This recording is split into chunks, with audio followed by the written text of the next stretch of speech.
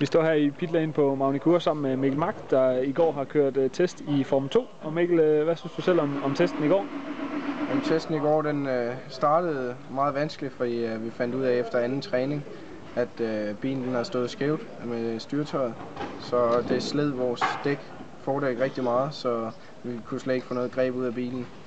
Men efter det så fandt vi så ud af problemet og fik løst det, og så kom jeg så ned og blev endt som at blive nummer 10 samlet.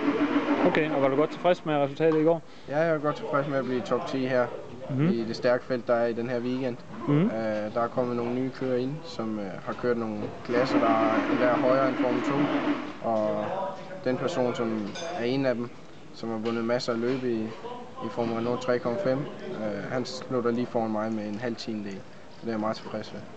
Og hvad skal dagen i dag så gå med? Det er hviledag her i Frankrig. Jamen, den skal gå med, at jeg skal støbe et nyt sæde, på grund af det sæde, jeg har lige nu.